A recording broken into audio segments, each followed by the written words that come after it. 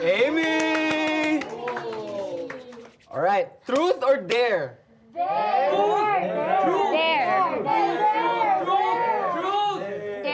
Oh, dare daw, guys. Dare daw. So I dare you to kiss someone you like in this room. Wait, hold up. Fortunately, Calix has to go. Yeah, sorry guys, gotta go. Still have a date in Tagaytay.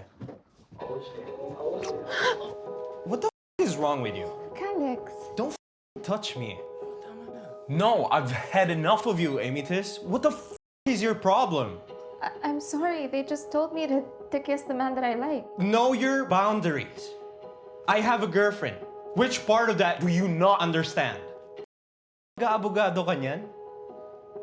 I'm sorry. I just didn't think you'd be this upset. Ka ba? Don't you dare cry. Ask you a simple goddamn question. Hindi ba gumagana yung utak mo?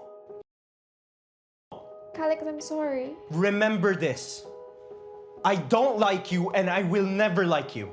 So from now on, stay the away from me, okay?